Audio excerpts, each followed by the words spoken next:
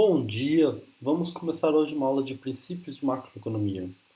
O professor dessa disciplina é o professor Pedro Marques e hoje eu estarei lecionando uma das aulas que é a aula de macroeconomia, né? Meu nome é João Guilherme, faço doutorado aqui na economia, como você já me conhece, e vamos para o que interessa agora. O que é a microeconomia, né? Microeconomia é o estudo de como as famílias e as firmas tomam decisões e interagem nos mercados. A microeconomia foca nas questões pequenas. O foco dessa aula vai ser a macroeconomia.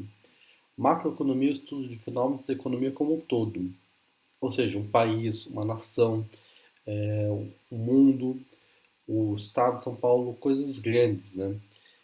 A ideia aqui é analisar uma visão maior, um agregado.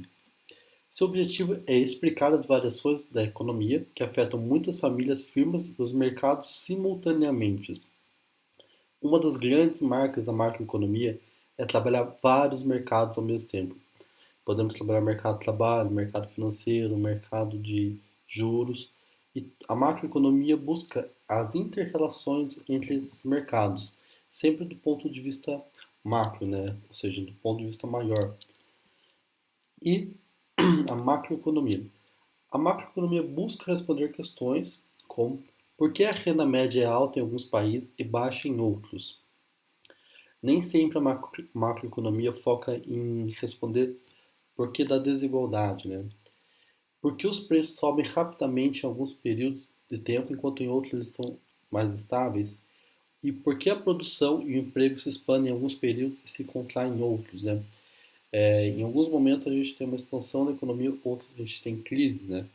Por exemplo, uma pandemia que a gente pode viver, isso é uma coisa que vai diminuir a produção e o emprego.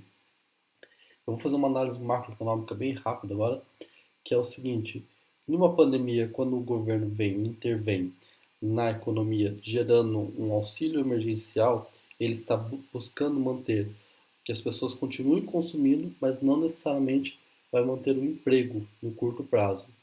Então ele está pensando que o consumo vai se manter por alguns meses e isso vai conseguir puxar o emprego. Então a macroeconomia faz algumas análises bem interessantes, né, de como que uma variável pode puxar a outra, né? Como ela interfere na outra. Vamos indo além. Rendas e despesas da economia. Quando julga-se o sucesso da economia, é natural observar a renda total que é gerada.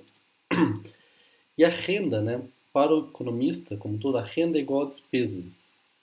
Esse é um conceito bem importante, né? Toda transação possui um comprador e um vendedor. Então, sempre que é lançado algo positivo, é lançado algo negativo, né? É assim que nós pensamos, né? Então, toda unidade monetária gasta por algum comprador, a unidade ganha por um vendedor. Na economia como um todo, na macroeconomia, a economia é fechada. Então, sempre que um vendedor compra alguma coisa, um vendedor sai. Nunca, fora do mundo, né, fora do nosso macroeconomia, não existe resultado externo, porque está tudo dentro já. E o que é o produto interno bruto, né? O que a gente assiste, né? O que é o PIB, né? É uma medida de renda e despesa de uma economia, né? Como a renda e a despesa ela é igual, a gente considera como sendo o mesmo valor, né? É o valor total de mercado de todos os bens e serviços finais produzidos na economia de um país num dado período de tempo. O PIB, via de regra, quando a gente só fala qual é o PIB de um país, a gente está falando do PIB anual, né? Ou quando a gente está falando qual é a variação do PIB, via de regra, a variação do PIB em relação ao ano passado, né? O PIB cresceu 2%, ou seja, o PIB no ano 1 cresceu 2% em relação ao ano anterior. Por que a gente usa isso, né? A gente quer saber como está sendo a evolução.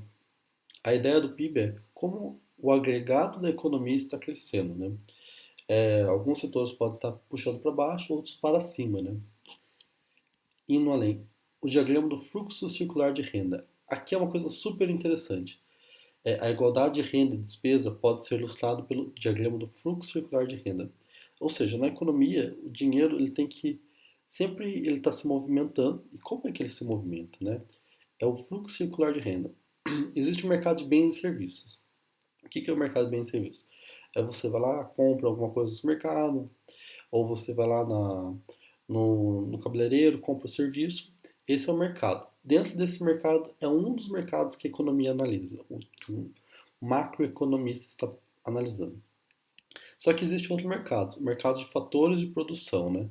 Que são os insumos que a gente vai estar usando aí. Podemos ter várias questões, o trabalho, podemos ter os insumos, e nós temos as firmas e as famílias. Esses aqui são o diagrama mais básico que tem no fluxo circular de renda. O que acontece? As firmas compram bens e serviços, as firmas trazem, produzem, né? Vamos pensar na Hyundai. Ela tem um carro, certo? O carro está na firma. Então, o carro ele vai para o mercado de bens e serviços, ele é vendido, certo? Então, bens e serviços é comprado pelas famílias. A família vai lá e compra o carro. O carro deixa de ser da firma, da Hyundai, e passa a se tornar da família Silva. O que acontece? Do lado oposto, a gente vê que o dinheiro está indo da família para as firmas.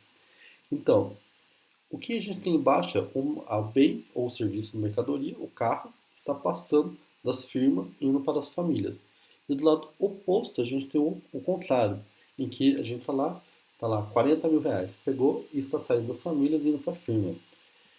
E do outro lado, as famílias, como fatores de produção e tudo mais, elas têm a casa delas, o trabalho delas, que é um dos principais fatores, e o capital, que é o dinheiro guardadinho deles lá, ou o dinheiro que pode estar sendo investido comprando ações da Hyundai também.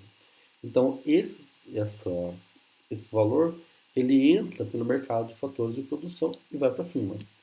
A firma volta com um fluxo contrário com salários, aluguéis e lucros. Isso vai gerando a renda das famílias.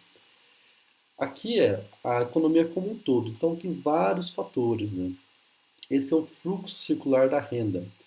Então, de um lado a gente tem os bens e serviços e do outro a gente tem a renda, né? Que naturalmente ela pode ser um salário, pode ser outras fontes.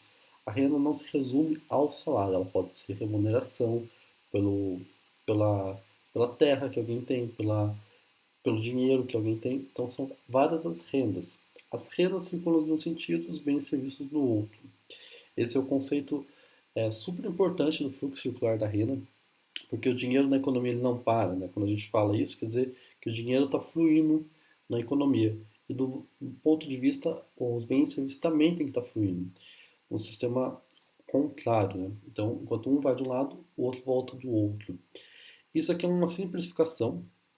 Com o tempo, mais mercados são adicionados, mais as firmas vão se abrindo, né, para setores da economia, as famílias também vão se abrindo para quem é trabalhador, quem não é, quais são as formas de remuneração. Depois a gente coloca o Estado no meio, então isso aqui vai ficando mais complexo. Esse é o mais simples de todos, que é o conceito de como o dinheiro serve, como a renda vai de um lado e os bens e serviços vai de outro. É o fluxo circular, certo?